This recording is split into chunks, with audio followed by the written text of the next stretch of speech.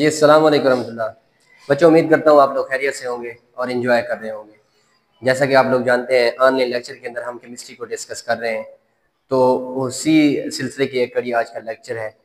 हमने स्टार्ट किया हुआ है चैप्टर नंबर 7 क्लास 9 का, जिसका टाइटल है इलेक्ट्रोकेमिस्ट्री, जिसके अंदर कल जो हमने लास्ट लेक्चर के अंदर देखा था गैल्वेनिक सेल क्या होता है, उसके जो है ना मुख्तलिफ प्रोसीजर देख लिया था। आज हमने इसकी कंस्ट्रक्शन देखनी है, इसका जो है ना वर्किंग भी देखनी है, और हम सेल रिएक्शन को भी डिस्कस करेंगे।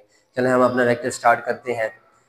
तो कंस्ट्रक्शन पहले ये देख लेते हैं कि जो है ना गैल्वेनिक सेल होता क्या है।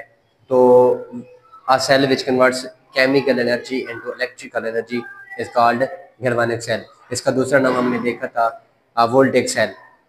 एग्जांपल में हमने डेनियल सेल उसका देखा था। कंस्ट्रक्शन देख लें, टू हाफ सेल होते हैं, लेफ्ट हाफ सेल और राइट हाफ सेल्स। और लेफ्ट हाफ सेल के अंदर जिंक सल्फेट का 1 मोलर सोल्यूशन होता है इलेक्ट्रोलाइट के तौर पर, और लेफ्ट हाफ सेल के अंदर कॉपर सल्फेट का 1 मोलर सोल्यूशन होता है as a electrolyte. Salt bridge से दोनों कनेक्टेड होते हैं, और साल्ट ब्रिज का भी हमने कल फंक्शन भी देखा था, और इसका ये भी देखा था, इसका एंड जो है ना पोरस होता है, और इसके अंदर जो है ना एक कंसनट्रेटेड सोल्यूशन होता है जो है ना किसी भी इलेक्ट्रोलाइट का। अच्छा जी, और इसी तरह आज हमने इसके जो है ना स्टेप्स पढ़ने हैं। कंस्ट्रक्शन स्टेप, सबसे पहले आप इलेक्ट्रोलाइट को जो है ना प्रिपेयर कर लो, कि इलेक्ट्रोड को प्रिपेयर करना होता है, यहाँ पे जोड़ना होता है। ये एनोड है और ये कैथोड है। एनोड के ऊपर चार्ज हमने रखना होता है नेगेटिव, और कैथोड के ऊपर पॉजिटिव चार्ज रखना होता है। दोनों को कनेक्ट करना होता है साल्ट ब्रिज के साथ, और 1 मोलर सोल्यूशन डालना होता है जिंक सल्फेट का लेफ्ट हाफ सेल में, और कॉपर सल्फेट का राइट हाफ सेल में डालना होता है, और इनको वोल्टेक जो है ना उसके साथ कनेक्ट कर देते हैं। ऊपर से एक्सटर्नल सर्किट के साथ जोड़ दिया जाता है वायर के साथ। इलेक्ट्रोड प्रिपेयर करने और इलेक्ट्रोलाइट प्रिपेयर करेंगे। अगर इलेक्ट्रोलाइट प्रिपेयर्ड नहीं है तो हम 1 मोलर सोल्यूशन बना लेंगे जिंक सल्फेट का, उसका जितना मोलर मास है वो हम 1 लीटर के अंदर डालेंगे तो 1 मोलर सोल्यूशन बन जाएगा जिंक सल्फेट का, और कॉपर सल्फेट का भी हम उसी तरह तैयार कर लेंगे। उसके बाद एजम्बल ऑफ सेल, तो सेल को हम पूरे को इसको तैयार करेंगे। तैयार करने के बाद इसको साल्ट ब्रिज के साथ जोड़ देंगे, और इसी तरह अब इन दोनों को इलेक्ट्रोड्स को आपस में जो है ना कनेक्ट कर देंगे। एनोड और इसके सेल रिएक्शन की तरफ आते हैं। एनोड के ऊपर हमेशा ऑक्सीडेशन होती है, चाहे वो इलेक्ट्रोलिटिक सेल हो या गैल्वेनिक सेल हो।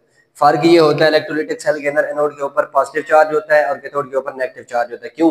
क्योंकि वहां पे इलेक्ट्रोलिटिक सेल के अंदर वो positive terminal of the battery के साथ कनेक्ट होता है, और यहाँ पे due to combination of negative charges, इसी वजह से इसके ऊपर जो है ना नेगेटिव चार्ज आ जाता है खुद ब खुद ही, लेकिन होती ऑक्सीडेशन ही है।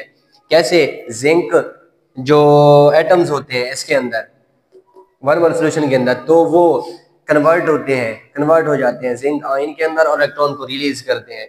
और कैथोड के ऊपर हमेशा होती है रिडक्शन, चाहे वो इलेक्ट्रोलिटिक सेल हो या गैल्वेनिक सेल हो। फर्क ये होता है, कैथोड के ऊपर वहां पे जो है ना नेगेटिव चार्ज होता है, और यहाँ पे जो है ना पॉजिटिव चार्ज होता है। फर्क सिर्फ ये होता है। अच्छा जी, और ये रिडक्शन कैसे होती है? कॉपर आयन जो इसका 1 मोलर सोल्यूशन है लेफ्ट हाफ सेल के अंदर, ये जो कि ये कैथोड के तौर पर इधर काम कर रहा होता है। यहाँ पे ये जो इलेक्ट्रोड है, यहाँ पे कॉपर आयन से इलेक्ट्रॉन रिसीव करते हैं। कैसे रिसीव करते हैं?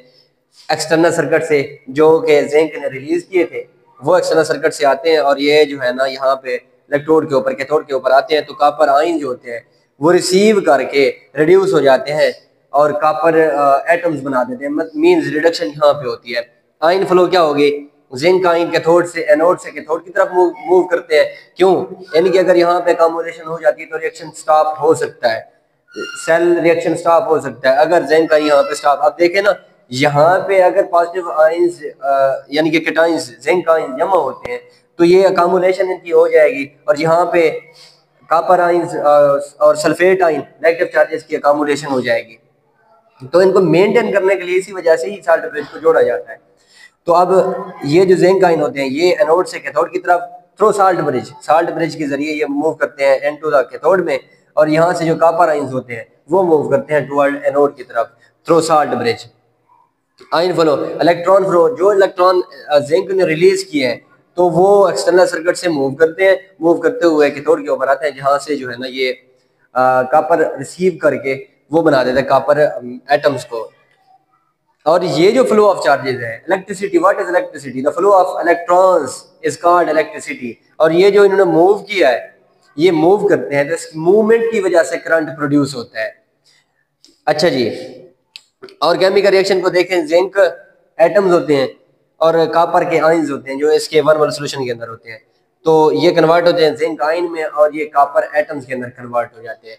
तो ये था आज का लेक्चर। उम्मीद करता हूँ आप लोगों को समझ आ गई होगी। आज के लेक्चर में हमने कंस्ट्रक्शन ऑफ गैल्वेनिक सेल देखी, उसकी डेफिनेशन ये और इसका स्टेप्स इसके रीड किए हैं, और इसके अलावा सेल रिएक्शन देखते हैं। उम्मीद करता हूँ आपको समझ आ गई होगी। अगर सवाल हो तो आप लोगों ने कमेंट्स में जरूर पूछना है। Thank you. अल्लाह हाफिज़।